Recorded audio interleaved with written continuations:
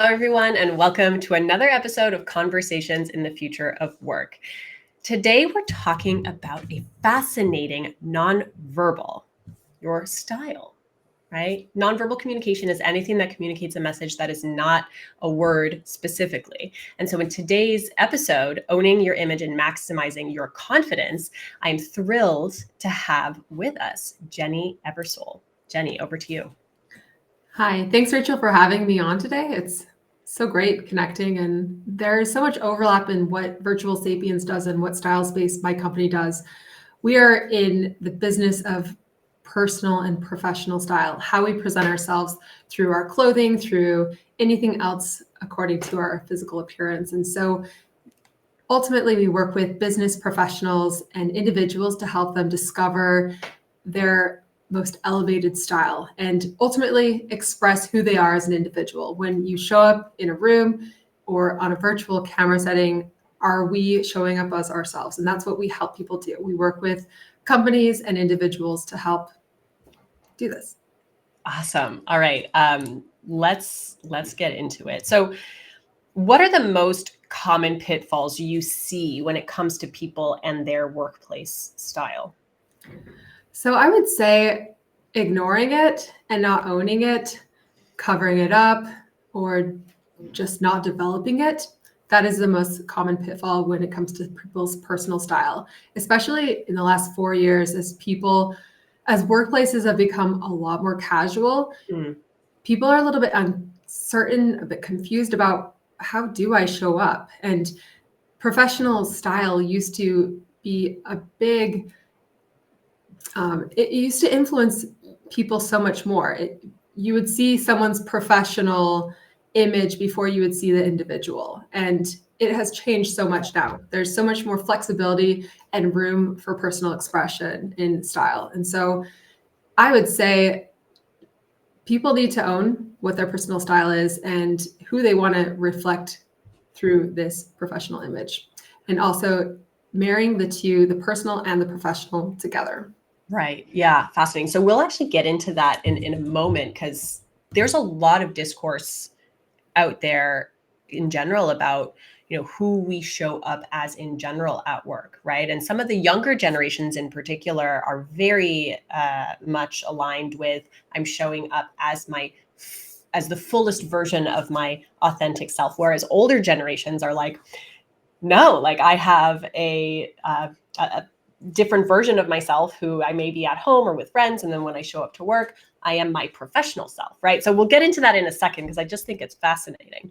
I was going to say one more thing about that before you jump into this question. But go ahead. Ultimately, when we define what our personal style is and marry it with a professional style, I know we're going to get more into that, but it ultimately helps us show up as the most confident, authentic versions of ourselves. And that makes us more productive. It makes us engage better with people. With the people that we work with, we have polled them, and 82% of them say that they hesitate to turn on their cameras because they are unhappy with how they are showing up on camera. I'm sure, Rachel, you look fantastic in this interview, but would you have hesitated to turn on your camera if you didn't put a little bit of thought and intention into dressing today? So I always turn on my camera, but because I always turn on my camera, I also always think about how I'm showing up, not only to external face it, like on a talk show. Of course, I'm always thoughtful about how I show up and how people will be perceiving me. Obviously, I'm obsessed with that. Right.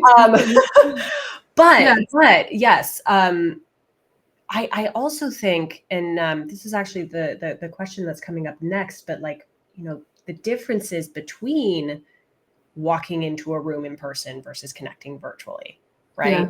But yeah, so I always am thoughtful about the message, because sometimes I join, I look at my schedule and I have team calls or internal team calls, and I'm like, I can be a little more casual. It's okay. Yeah. But if to your point, our conversation would be so different if you did not turn on your camera. It would be very awkward. Absolutely. I was on and you were off, and it's just incredibly awkward. But 82% of people are either doing this or hesitating to engage virtually because they don't feel confident in their appearance on camera. And those things are so fixable. We have very simple tools that people can apply to to discover their personal style and to express it. Yeah, absolutely. So here's an interesting kind of question I had. When it comes to some of those professional virtual environments or even in-person environments, right? Like, I think especially because of what we were discussing earlier in terms of these like different expectations generationally in terms of how you should show up at the office, like companies, and this is also kind of part of the question. Do you feel like companies have stepped back a little bit and being like, I don't know what, like you wear whatever you want to wear, or like not, like what happens when companies are either maybe over defining what you should be wearing versus or not defining it at all? Yeah, so we're finding there are so many companies that are just dropping their dress code because they don't want to deal with it. And what that does as a result is it makes people very confused. In our workshops and our programming that we do with people, the most common question we're getting is it even appropriate to wear jeans in the workplace? Is it appropriate to wear sneakers with suits? Is it appropriate to wear my hair this way? And these are things that in the past, dress codes have been very extreme and limiting as far as personal expression. And post the pandemic, there's so much more room for flexibility. But we're coming back and these dress codes are not being redefined and open. We're just asking our manager, for example, is this appropriate? What do you think? And every manager has a different style. We're all from different generations. As you mentioned, someone that is just entering the workplace versus someone that is closer to retirement. We are having very different ideas of what is professional. And so identifying what is appropriate is incredibly important. And that's something that we help companies do. Okay, right. Because I feel like that topic must be a minefield for most leaders. Yes, for sure. Well, especially if they don't have a guide to reference and they're just going off of their own professional experience. Like, I wouldn't wear this, but you go for it. Or Right. I would, I don't know, maybe be cautious about this color, when really, if it's in a guide, it gives people clear expectations of what's expected, how to thrive in this culture, and so on.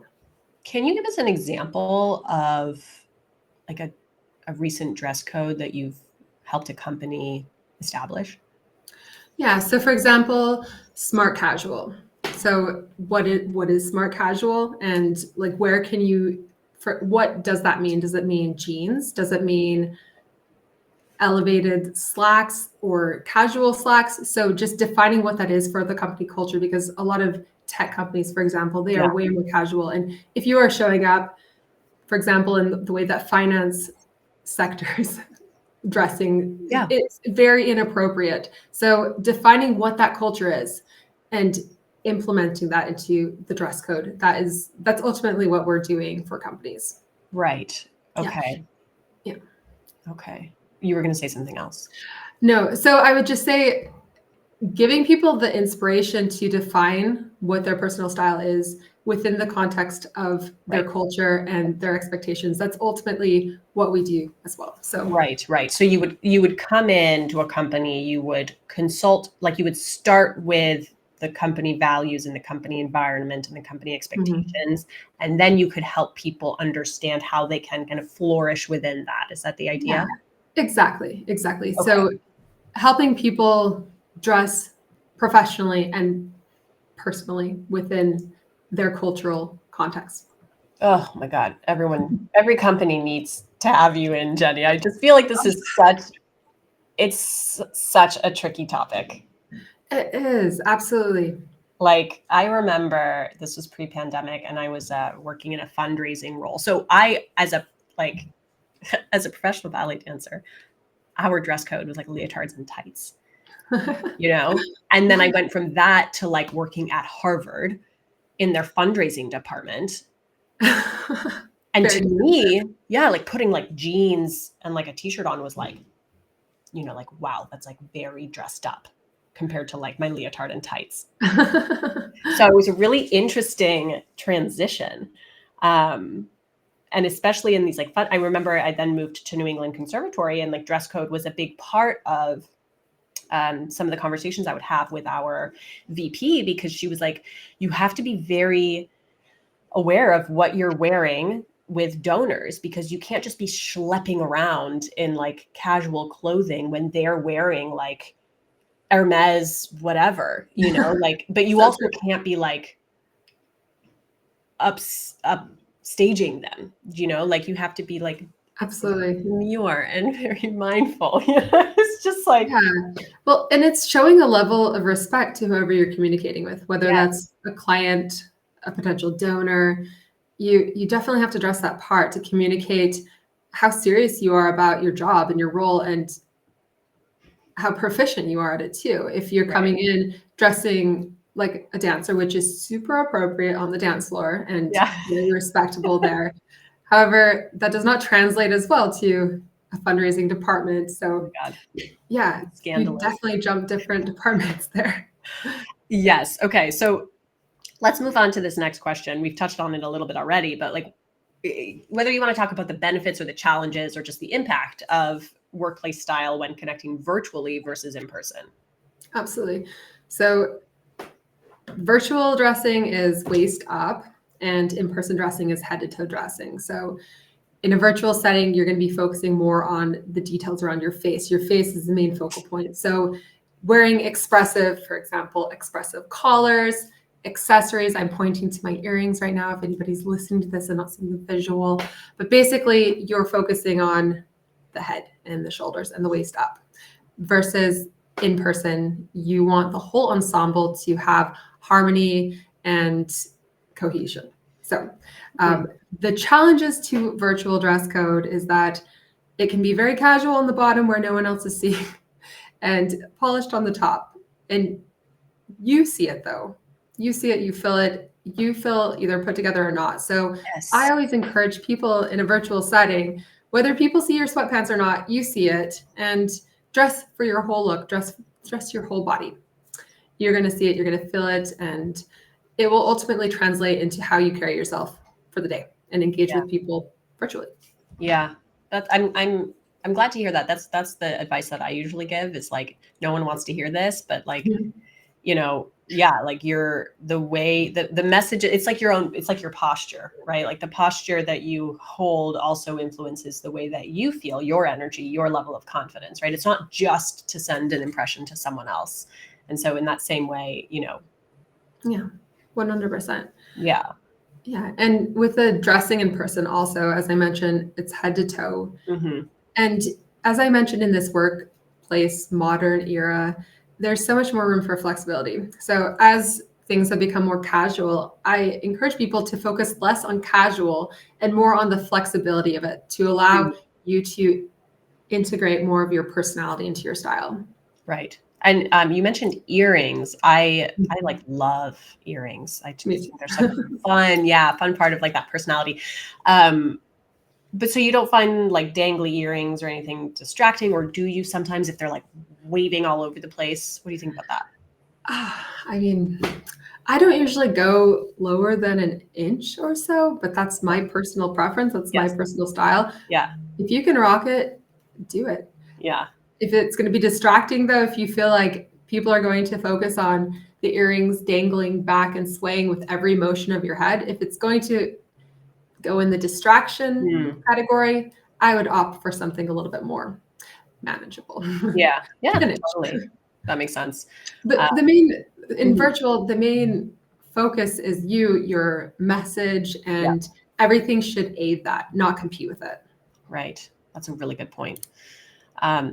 So you've mentioned, and like we've talked about this a little bit, personal style, workplace style. You know, some people really separate their personal selves from their workplace selves. So how do you generally discuss like where that line lies, or if there should be a line there at all?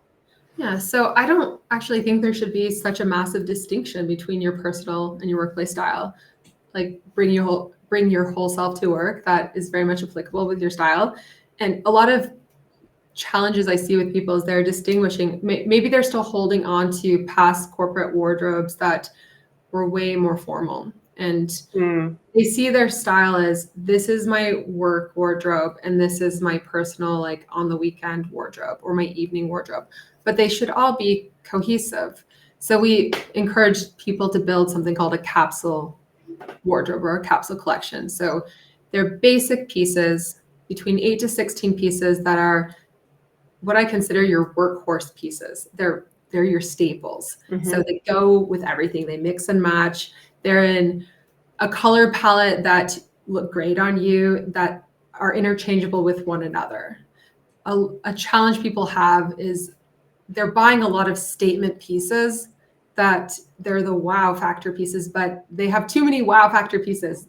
So you need to have cohesive pieces that interchange. So that way, those casual work slacks, they're going to work in a personal or a less formal setting and so forth. And having those basic pieces like t-shirts, they're layering pieces as well. So they're going to be casual and they're also going to be professional, depending on what you pair with them. So to dress it down, you're going to be dressing in more sneakers or but ultimately every time you show up, you should have an element of your personal personality in your style. And I was going to go a little bit more in detail about how to build your personal style, just so you know how to integrate that into your professional style.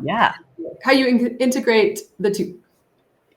Well, I mean, I know you had mentioned that you had some thoughts about my style, and maybe we could talk about that. Absolutely.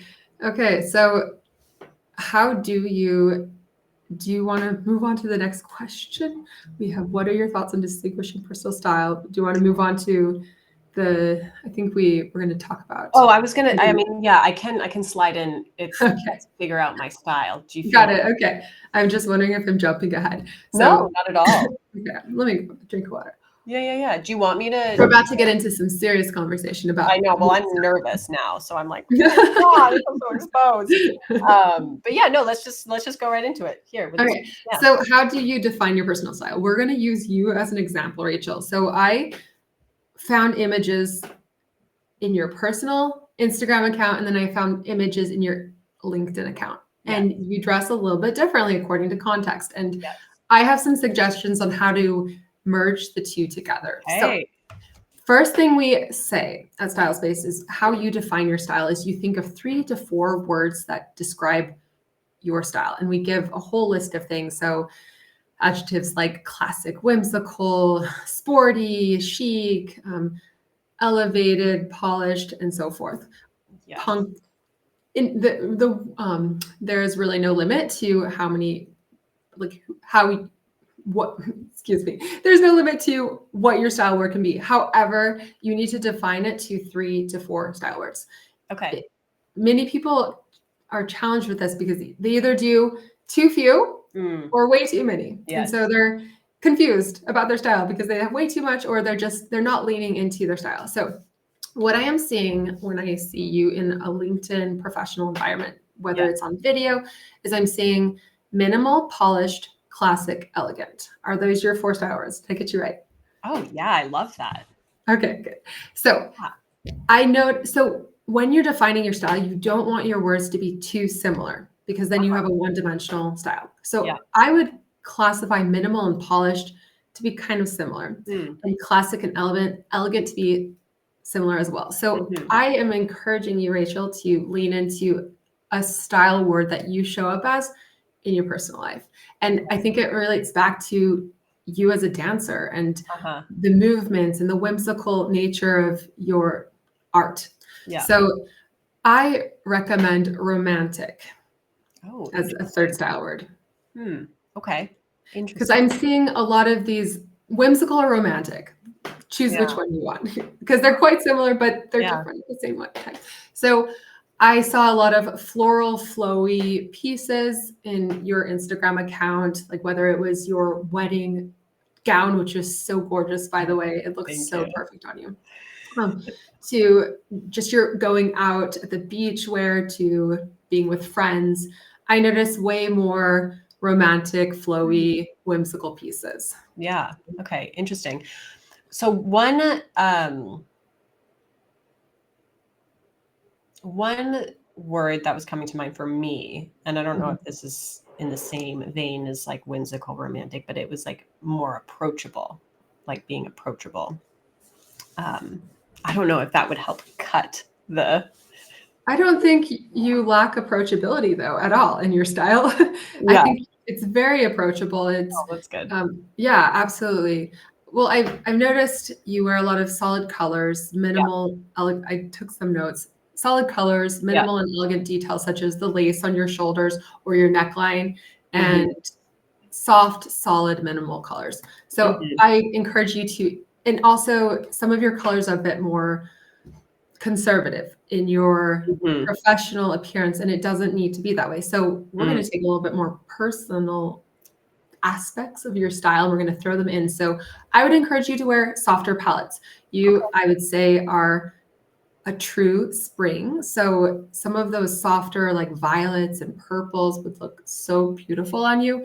And green, of course. Your hair being red, the complement, of course, to red is green. So some of those soft greens would look so lovely on you. So implement more color into your wardrobe. That is romantic. And also, like if you don't want to do as many patterns on camera, I know that some people get fussy about patterns on camera, which I just have a really hard time following that. Okay, interesting. Yeah, I was going to ask specifically about that. Like I try to avoid definitely stripes because I feel like actually the camera has a hard time with that. I know. Yeah, I just find camera quality has gotten so much better. And I mean, if you have subtle patterns such as like a paisley pattern or light florals, I think it's fine. And or maybe implementing that through a scarf or a headband if you want to throw some kind of interest in there. But patterns, I'm a pattern person, so it's really, I wear a lot of solid colors on camera too, but I throw in the pop of earring, which is bright yellow, and that's one of my colors that I absolutely love. So I would say romantic, maybe you want to do a floral velvet headband, like something that's really subtle and soft, or maybe a scarf or a brooch. Brooches are not for old women, they are for everyone, like men, women, everyone. They like a cute brooch would look so lovely. Or as I mentioned, earrings, watches, details, rings, if you do a lot of gesturing. So that's my challenge to you, is be a little bit more romantic and whimsical in your style, not just minimal, polished, classic, and elegant. That's a way that you're going to implement more of your personality into your professional style. And it's accepted now in the workplace. That's what I am here for. We have so much more flexibility in how we can show up. And pink is very appropriate in the workplace now, depending on your workplace, of course. But I'd say even if you are in a more conservative environment, if you have an element of pink integrated with your suit, or maybe it's a pink in your lapel, like popping out, there's just a lot more acceptance and celebration of your personal style. And so your next challenge after, so we've defined your personal style words. You're going to lean more into romantic, whimsical. Which one? Romantic or whimsical? I think I would say like whimsical, maybe more so than romantic. Okay. Yeah. Sounds great. So we want to do whimsical, classic, and polished or minimal. So take those three style words and put them into Pinterest. So you're going to want to put in romantic, so whimsical, classic, minimal style women outfits. So put that into a Pinterest search, and you're going to come up with hundreds of images that you can start pinning. Start pinning them, and you'll get more inputs based off of those pins. And you're going to identify like what those 3 to 4 words mean for you and how you want to show up. So it basically gives you a visual style blueprint for your aspirational style. So you're going to take 100 images, and then you're going to narrow it down to 20. and then throw it into Canva and put your Rachel style words or style blueprint, whimsical, classic, and polished, and then put those 20 images printed out, put it visually in your closet or above your workspace, just so you have a reminder, a visual reminder of what your aspirational style is. Yeah. And ultimately, as you start dressing this way, you start carrying yourself this way, and you think this way, and you ultimately become this elevated version of yourself, or an elevated representation of you. I mean, you are already all of these things. It's just how you're presenting yourself is it agrees with how you feel. Yeah. Oh my God, I love it. Okay, I've written my words down. I'm going to do this, and then I'm going to report back. But no, I do love. I love the challenge. I think it's a really fun one. I also just feel like everyone can relate to like getting like, you know, a new wardrobe or like a new like couple of items, and then you put them on and you just like that day you feel so much like more energized or excited, whatever, you know? Absolutely. And I will say too, you do not need to get a whole wardrobe. You probably already have so many of these things in your closet. Yes. However, you probably have to, if you're like anything, if you're like 80% of the population, you are only wearing 20% of your wardrobe, 80% of the time. Is that right? Or are you ahead of that? You've already made that. I think I'm pretty equal opportunity with my stuff. The other funny thing is that I was I put like my entire professional wardrobe into storage during the pandemic. And then my husband and I were digital nomads for 3.5 years. Okay. And so we finally came back, emptied out the storage, and I was like, wow, I have so many amazing clothes that like, it was like going shopping in my own closet that I like forgot about. It was amazing. So I'm feeling very like jazzed about my closet at the moment because a lot of it feels new. So it feels like it's intentionally curated. Yeah. I mean, certainly, some pieces I was like, wow, this has to go immediately. Yeah. If it's not intentionally curated, like the majority of people, I would just say start editing. If it's not representative of those 3 to 4 aspirational style words, let it go. Or maybe you can alter it if it doesn't fit. For example, tailors do wonders. They can bring in pieces, they can extend pieces, add sleeves. I once took a dress. I didn't quite like the length, so I'm like, can you just cut off the bottom a bit and throw on some more details on my sleeves? And it's a way for you to design your own clothes, really, with co-design with your tailor. Right. So, so basically just edit your closet so that you can make room for the things that you love. It's visually there for you to see. You're not going to think or overthink, what should I wear? Yeah. It's going to streamline your decision process and just make everything easier for you. And back to the style word exercise, you enjoyed the challenge aspect of it. That's something that we do in our workshops, for example, with companies, for example, with sales teams or women's ERGs or basically ERGs. We challenge them to do this. And then afterwards we say, okay, share this with your team, share it with us, share it among each other and say, am I showing up this way? Just as an additional engagement activity. Yeah. And people are really surprised at what they discover, like from the people that see them every day and the input that they give. Yeah. Based off of what they think their style is. And it's an awesome exercise. For sure. Oh man, that's amazing. Well, thank you so much for taking the time to do that. I'm excited to, think about that more. Yeah, you're most welcome. Awesome. So to wrap up, Jenny, what is the most impactful thing for our audience members to think about when it comes to owning their image? So I would just say, as we talked about before, just define what your style is and own it. And think about the context that you're in. But regardless of the context you're in, whether it's work, a play date with your kids, or a fancy event, your personality should be showing through all of your pieces, through your whole outfit ensemble. And style is the most powerful nonverbal expression tool. And that can seem daunting to someone, like, people are judging me. I don't want to be judged. They don't even know me, before you even have the chance to open your mouth. However, the most empowering part of this is you have control over that narrative. Yes. You get to use this to your advantage as an expression tool of who you are, and own it. That's awesome. I love it.